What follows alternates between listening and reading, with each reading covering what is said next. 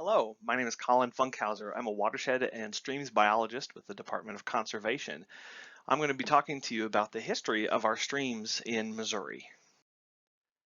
By now, you should have already watched What is a Watershed, Parts of a Watershed, and the video on primary components. All of those are super important for what we're about to dive into. We're going to be talking about alterations across time and here in Missouri. We have two broad categories that these all fall into. We're either going to be talking about channel alterations, so these are things that occur within the high banks of the stream, and then we're going to be talking about out of channel or out on the landscape, usually in the floodplains or up in the uplands as well.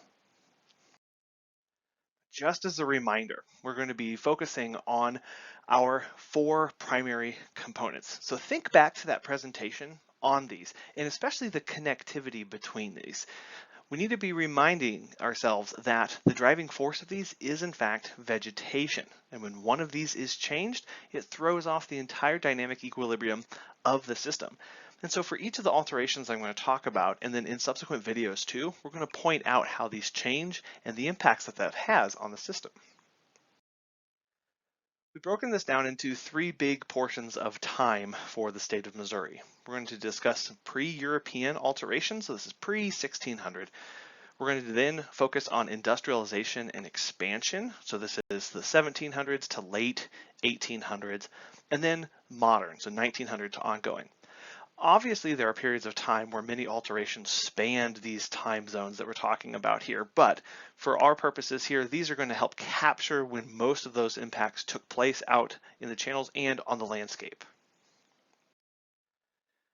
So when we think about pre-European time, yes, there were people here, and yes, they were in fact altering the landscape. However, the alterations that they were inducing on the landscape were much more localized and small scale, and in fact allowed the systems to recover at a more natural rate before they would be impacted again. Pre-settlement, northern Missouri had extensive prairie systems, these big deep-rooted tall grass prairies that extended all the way from our northern borders all along the western border as well.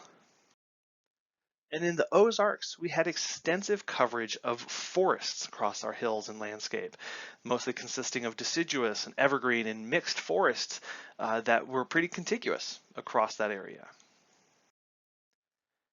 Focusing on northern Missouri during the expansion and industrialization time.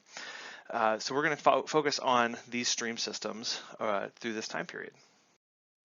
And when I'm talking about northern Missouri, we're focusing on the prairie region.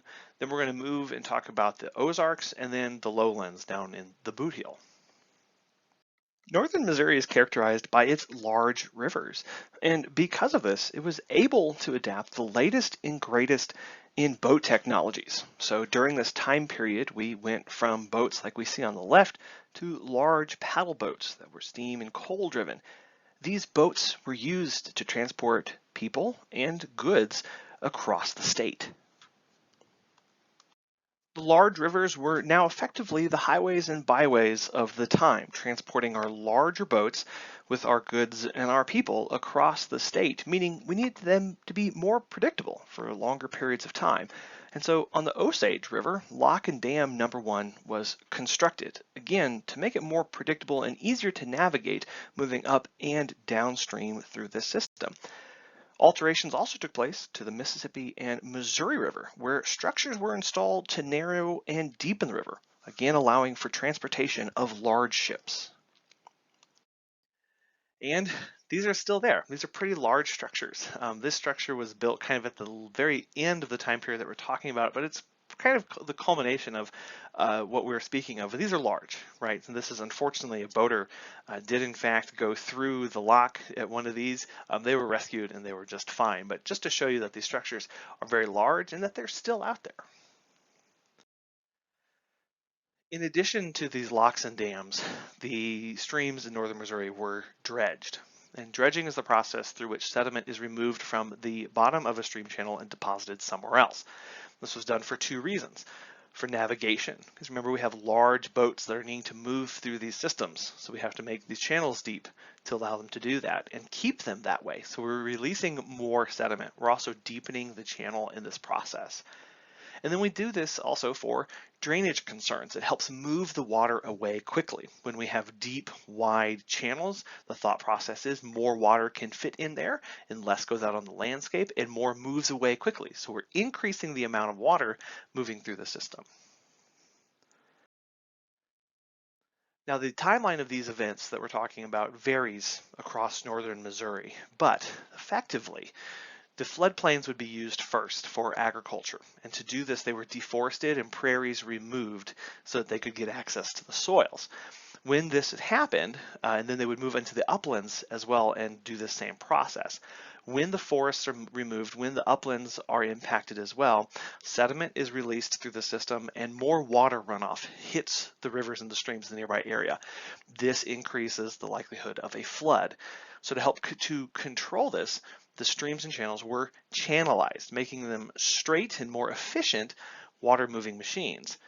In addition to this, as flooding became more and more prominent as the landscape was impacted, they were also levied. So they increased the bank height in an attempt to prevent water from escaping and going out into the agricultural fields whenever there was lots of rain in the area. Missouri also has its fair share of mining, which began in the mid 1800s and reached its peak in the 1980s, specifically for coal in northern Missouri. Now, Missouri mines for many different substances, including clay, coal, limestone, lead, and barite. Northern Missouri was predominantly coal and limestone. The largest coal mines were predominantly extracted through a mix of open pit, while smaller mines were through underground shafts. Impacts to the streams and the watersheds include rerouting stream channels, changing topography, and the release of sediments, and changing water chemistry, especially pH. What are some modern and ongoing impacts to northern Missouri? We've had changes to farming practices. Deep plowing of fields has fallen out of favor and been replaced by no-till practices. We've also had the introduction of tile drainage systems, which function by getting water away from the fields in a fast and efficient manner and into nearby streams and rivers. This increases the amount of water the systems have to handle. These are quite large. Now, some of these pictures are from Iowa, but you get the idea of just how large and extensive these systems can be.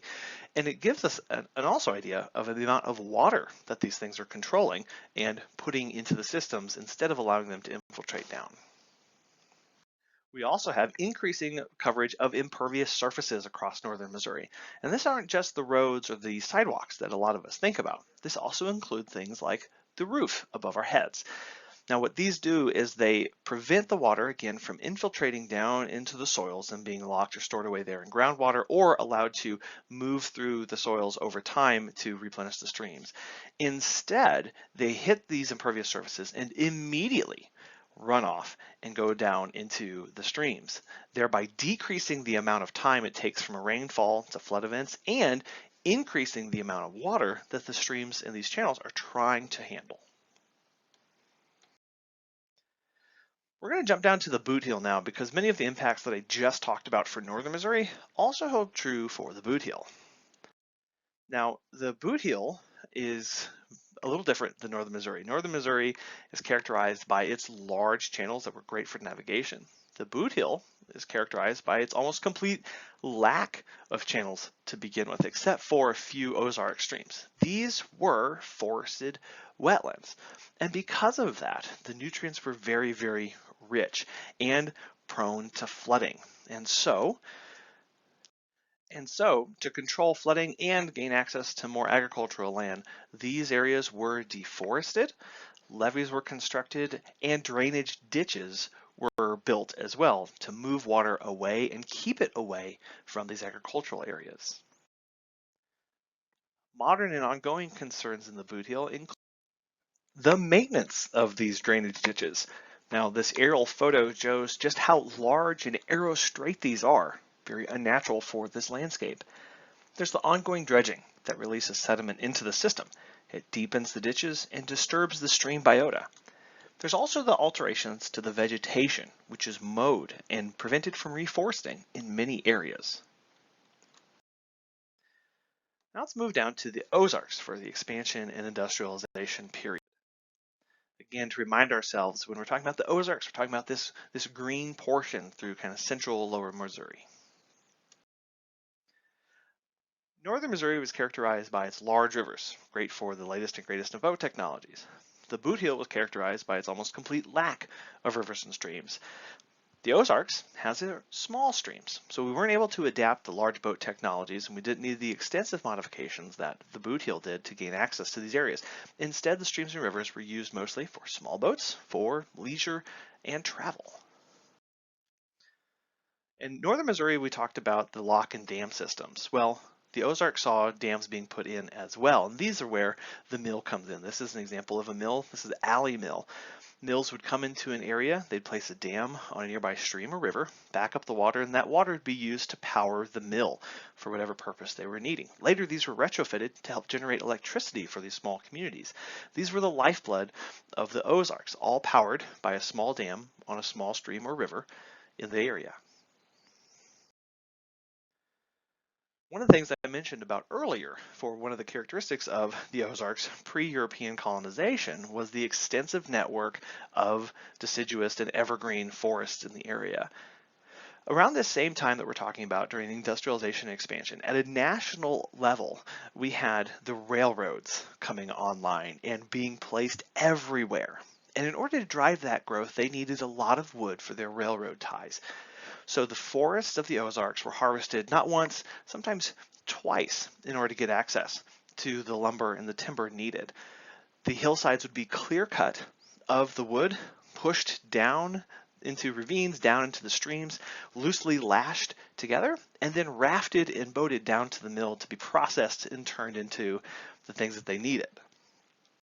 And this process accelerated even more as railroads entered into the area to help speed up the time that it took from harvest to getting them access to the mills.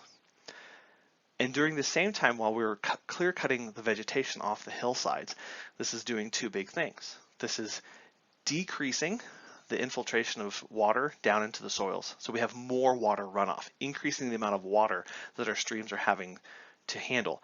We're also increasing the amount of erosion, the amount of sediment from the hillsides. So our rocks, our gravels, our dirt are being moved down to the stream channels. So our channels 100, 150 years ago weren't having to handle the amount of gravel and water that they do this day. So they are going to look different over time. After these areas were opened up for the sale of timber, many of them were left that way and maintained that way to be used in agriculture or grazing practice. Again, decreasing the amount of woody vegetation that we have out on the landscape, increasing the amount of water that we have hitting our systems.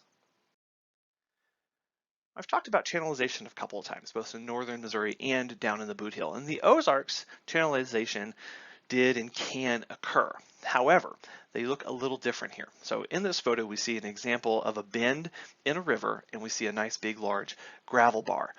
In the Ozarks, what can happen is someone could come in and choose to place a new channel where that red line is, effectively creating a gravel bar or meander cutoff. And anytime we get a channelization event, this is increasing the amount of energy of water moving through a system, potentially leading to head cuts, lots of sedimentation downstream, and erosion of the bank and of the bed of the stream upstream. The Ozarks also saw its fair share of mining. Lead mining specifically started in the 1700s and spanned to its peak in the early 1900s, so not quite as long as the coal mining in northern Missouri. What started off in the Merrimack River system, exploration for lead and zinc worked its way west, reaching Joplin by the late 1800s. Mining for metals is mostly underground. Early mines were surface open pit operations, but in the 1860s, they switched to subsurface shaft mining for lead, barite, zinc, iron, and barium. Mining for metals releases a tremendous amount of sediment and toxic materials from the piles through the process of crushing ore and smelting. Underground mining still occurs in the New Lead Belt, also known as the Viburnum Trend. What about our modern and ongoing concerns in the Ozarks? There are also impervious surfaces. Now, given the hills and topography of the Ozarks, road and street networks spread throughout the hillsides. With most housing developments taking place along the ridgetop, this further deforests the area. There's also gravel mining. Now, improper gravel mining is what we're specifically talking about here. This includes removing way too much gravel, working in the channel, digging below the water line, and removing the riparian corridor and vegetation. When gravel is removed from below the water line, this can cause an incision in the stream bed, creating a head cut, which destabilizes the bed and banks as the stream tries to adjust. And with that, the next video that you're going to watch are these stream table videos. These videos are going to walk you through a lot of the processes and a lot of the alterations that I just talked about and show you actually what's going down in the stream channel and talk about those mechanics. And if you have any additional questions or comments or want to get involved, get in touch with the Missouri Stream team. They're available by phone, by email, and all over social media. Thank you.